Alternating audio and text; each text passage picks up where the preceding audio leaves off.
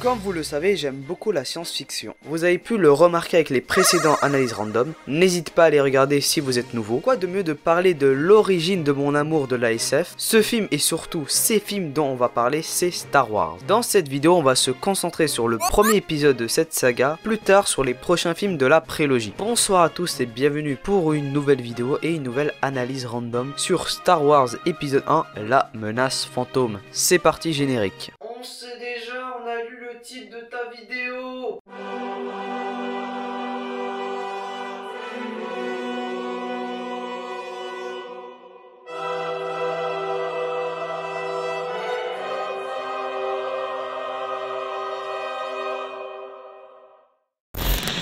Avant de parler du film, je pourrais tout simplement expliquer c'est quoi Star Wars. Est-ce que tu te fous de ma gueule? Oui. Star Wars est un univers de fiction imaginé par George Lucas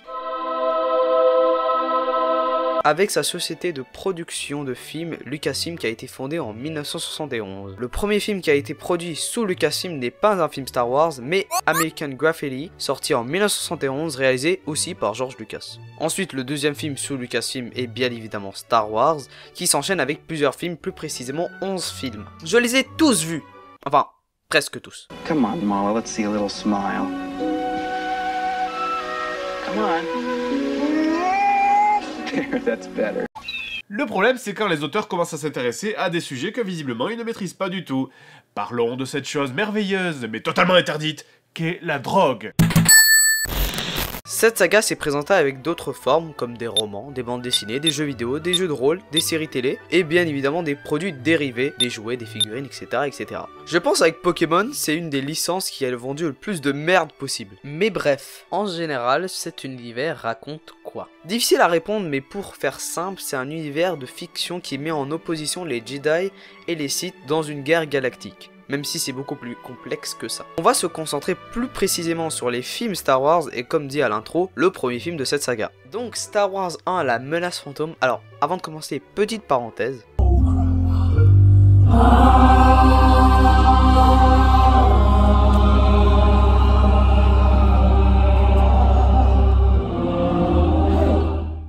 Star Wars La Menace Fantôme n'est pas le premier film de la saga, j'avoue c'est un peu mélangeant mais pour faire vite, Star Wars épisode 4 Un Nouvel Espoir est le premier film sorti en 1971, enchaîné avec l'épisode 5 et 6, on les appelle la trilogie originale, et on arrive avec la prélogie constituée de l'épisode 1, 2 et 3. Donc La Menace Fantôme est le quatrième film Star Wars, le premier de la prélogie et le premier chronologiquement, si vous avez bien suivi. Star Wars La Menace Fantôme, sorti en 1999, écrit et réalisé par George Lucas. La production est gérée par Rick McCallum, le son par Ben Burtt, qui a travaillé sur Indiana Jones et Wall-E. Pour la photographie, c'est David Tattersall, qui a bossé sur La Ligne Verte et aussi Le Jour où la Terre s'arrêta de Scott Derrickson. Le meilleur pour la fin, John Williams reprend le rôle pour les effets spéciaux.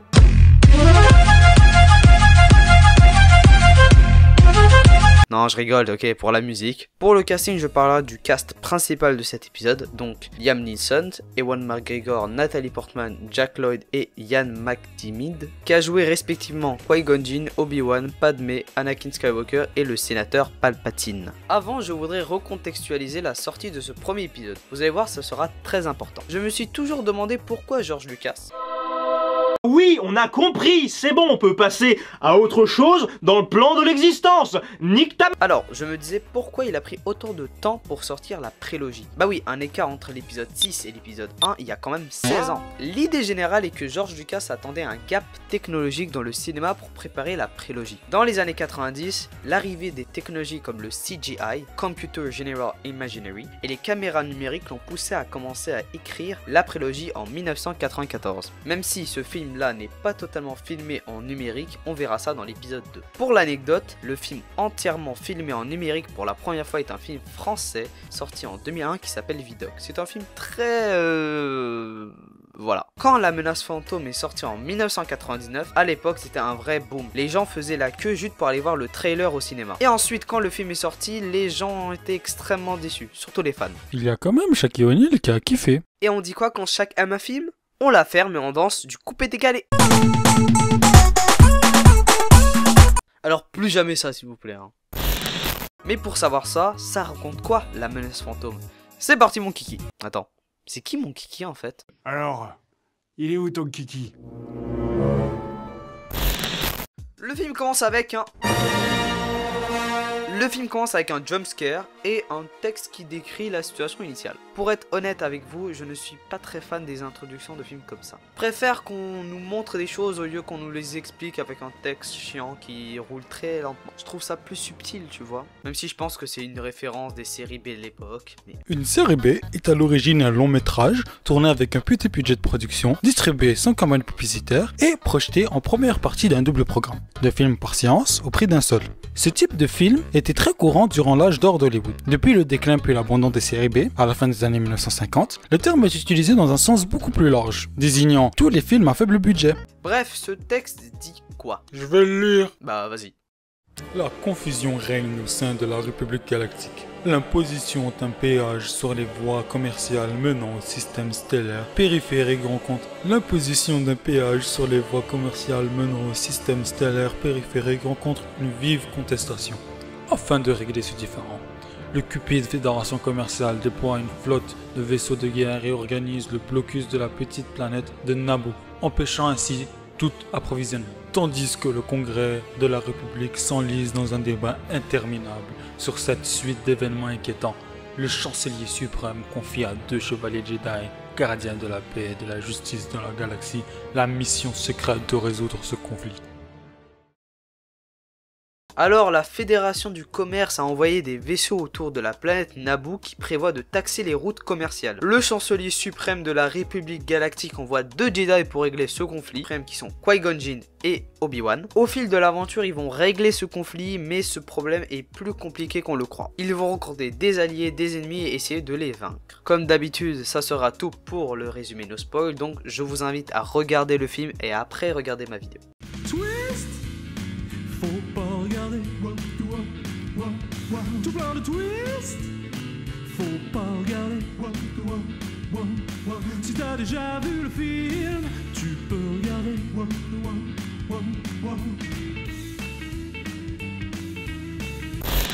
Donc on découvre Qui-Gon et Obi-Wan dans le vaisseau de la Fédération du Commerce qui...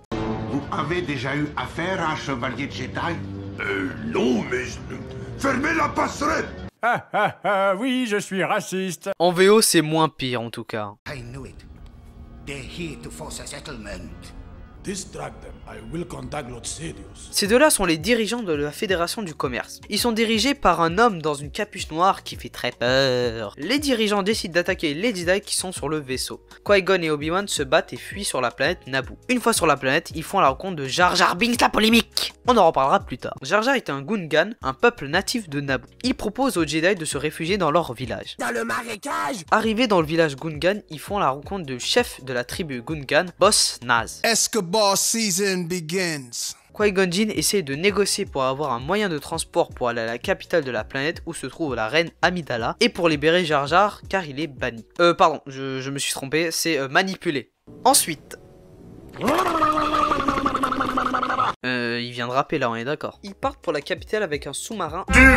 Non, blague déjà faite. Ils arrivent à la capitale, s'infiltre dans le château rempli de cyborgs pour retrouver la princesse. Ils réussissent à la libérer et essayent vraiment de la convaincre de quitter sa planète cette fois-ci, pour aider Palpatine à plaider sa cause au Sénat à Coruscant. Ils s'enfuient avec la princesse, mais leur vaisseau a été endommagé et sont obligés de s'arrêter dans une planète à proximité, Tatooine. Sur Tatooine, ils font la rencontre d'un jeune enfant qui s'appelle Anakin Skywalker, un esclave de Watto, un vendeur de pièces détachées. Personne qui me force à chanter, mon espèce de salope. Malheureusement, Watto n'a pas la pièce que Qui-Gon veut, mais Anakin a une solution à cela. C'est de tout simplement de participer à une course super dangereuse afin de remporter la pièce de rechange et de l'argent. Watto accepte. Si toi tu présentes le 69200, wallah je passerai te voir à Vinicius, je te ferai sucer ma bitch, je serai KO, espèce de salope. Mais avec quelques contreparties. Si Anakin gagne, il garde l'argent et il libère Anakin, mais pas sa mère. Si Anakin perd, t'inquiète pas, je passerai te voir à Vinicius. Il récupère le vaisseau de Qui-Gon Jinn. Le deal a été accepté. Donc allez, bonne chance Anakin, que la force soit avec toi. Donc Qui-Gon Jinn et Obi-Wan et les autres sont bloqués sur Tatooine. Non, je rigole. Anakin gagne et tout le monde se casse de cette planète de merde. Attention, une scène de combat qui sert strictement à rien. Bref, dès leur arrivée à Coruscant, Qui-Gon et Obi-Wan annoncent au Conseil Jedi constitué de lui et lui, mais surtout constitué de Yoda et Mace Windu. Ils annoncent que les Sith sont de retour et présentent Anakin qui a une force incommensurable, et même l'élu de la prophétie. Le conseil doute pour Anakin car ils sentent qu'il est dangereux, donc ils interdisent Anakin à apprendre l'art Jedi. Du côté de la reine Amidala et avec sa servante Padmé, essayent devant le Sénat d'aider à libérer sa planète prise en otage. Malheureusement le débat ne va nulle part. Amidala, révoltée par l'incapacité et la corruption du Sénat, elle demande une motion de censure. La motion de censure est le principal moyen dont dispose un parlement pour montrer sa désapprobation envers la politique du gouvernement et le forcer à démissionner. Autrement dit, pour témoigner de sa défiance envers le gouvernement en place. Donc Amidala utilise une motion de censure pour destituer le chancelier suprême de son poste. Et ça marche. Mais c'est pas possible, il s'en bat les couilles de sa planète de merde de base. Mais Amidala n'est toujours pas satisfaite, donc elle décide de sauver sa planète avec l'aide de Obi-Wan et de Qui-Gon. De retour sur Naboo, Amidala demande de l'aide au Gungan et le chef Naz accepte. Et on découvre que la servante Padmé était depuis le début la reine, que celle qu'on voyait depuis le début c'était qu'une doublure. C'était vraiment très intéressant. Pendant que la reine prépare ses troupes, on découvre... Ça va chier! Ça va chier! Donc pendant cette partie, on va suivre 4 combats. Le premier, c'est les Gungan contre l'armée des droïdes. Le deuxième, le combat trop stylé, la mort qui tue. Le troisième, Padmé et sa troupe pour trouver ses potes. Et le dernier, Anakin qui détruit la station de la Fédération du Commerce. Attends, quoi? Anakin, qu'est-ce qu'il fout là? Les Gungan réussissent grâce à Anakin qui a détruit la station et neutralise le contrôle des droïdes. Padmé a réussi à sauver ses potes. Du côté d'Obi-Wan et Qui-Gon...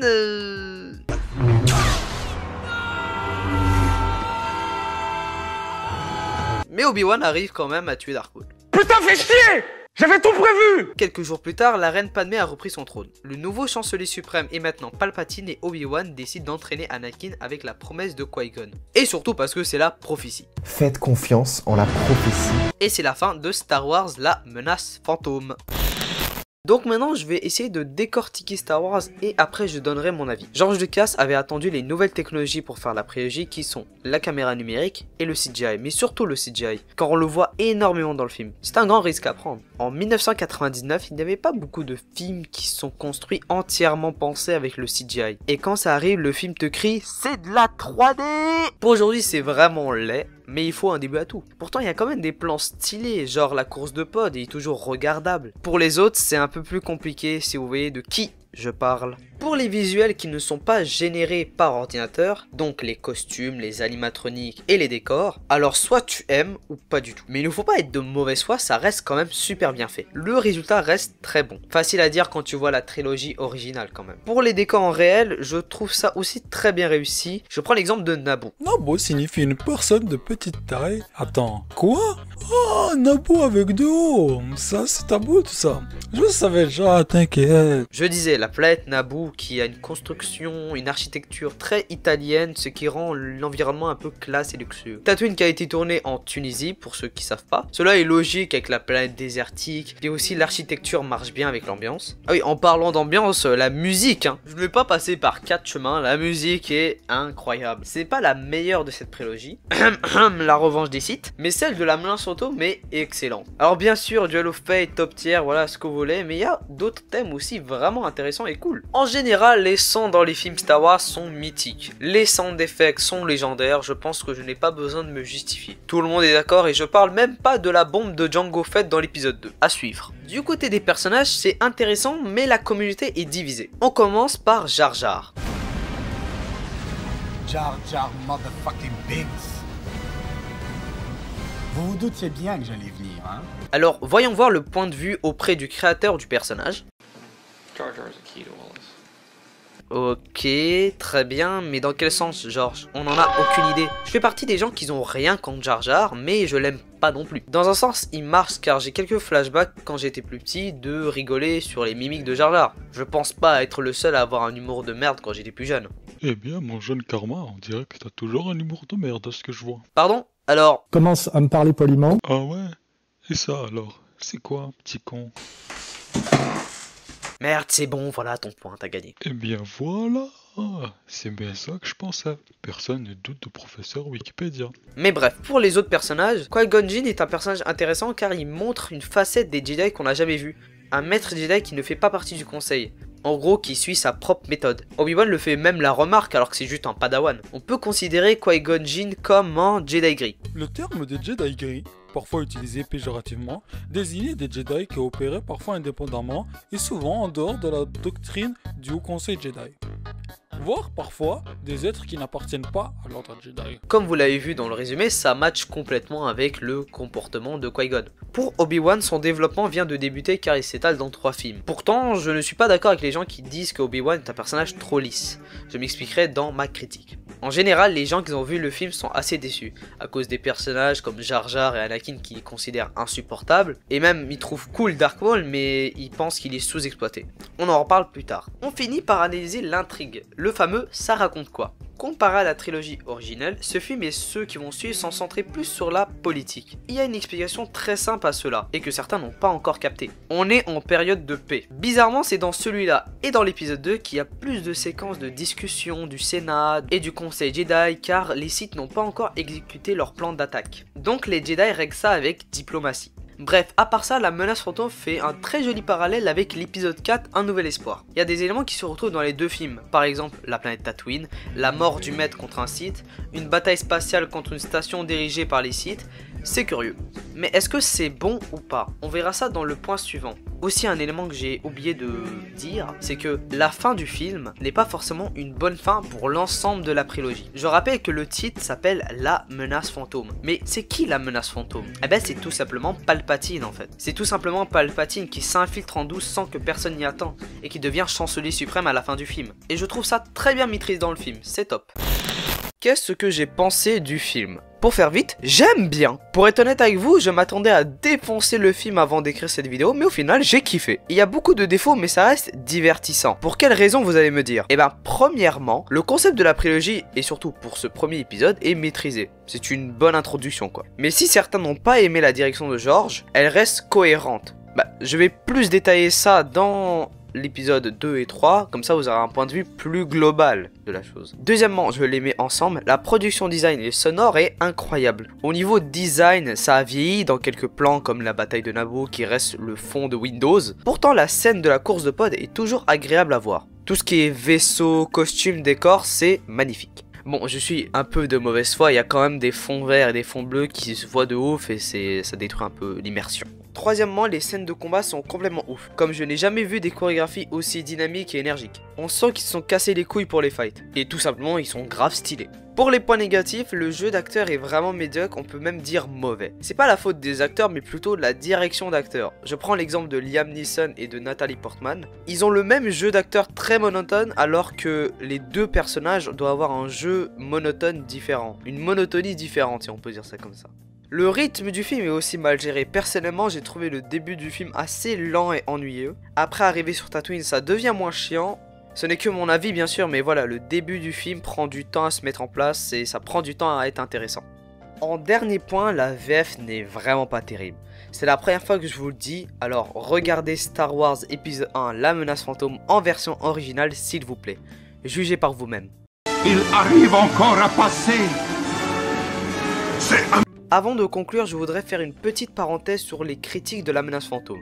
Alors c'est parti. Trop de politique. J'ai expliqué en quoi c'est débile comme argument. On est en zone de paix, blablabla, les Jedi favorisent le débat, etc. etc. Vous avez compris. Les midi-chloriens. Énormément de gens ont critiqué cet élément alors que je trouve ça pas mal. Bref, je trouve ça pas mal parce que c'est comme si les Jedi essayent aussi de comprendre c'est quoi la force. Je prends ça comme une théorie des Jedi qui croient que la force est quantifiable dans le corps, précisément le nombre de mitochondries dans la cellule je crois. Mais de ce que j'ai compris, ça a l'air d'être une théorie alors pas de quoi pour devenir fou. La mise en scène. Là je suis pas du tout d'accord avec ce point. Vous pouvez trouver le film nul, mais dire que la mise en scène est pourrie, je suis vraiment pas d'accord. La majorité du temps, elle est simple, oui, mais il y a des scènes marquantes et belles, et pas que dans cet épisode. Juste le combat Dark Maul, Qui-Gon Jinn, Obi-Wan, surtout cette scène-là, ça claque, et ajouter la musique, c'est... Orgasme cosmico fantastico génialement énorme. Il y a celle-ci aussi que je trouve vraiment belle, et juste la course de pod. C'est pour toutes ces raisons que j'aime La Menace Fantôme. Malgré ses défauts, j'aime ce film pour la proposition qu'il nous offre. Elle me satisfait énormément. Claque visuelle et auditive, une direction différente et intéressante de la saga, ça me satisfait assez de mon côté. Très bientôt nous allons voir la suite de cette prélogie avec le second épisode qui s'appelle Star Wars l'attaque des clones. Alors soyez présents et ah oui, avant de finir, faites confiance en la prophétie.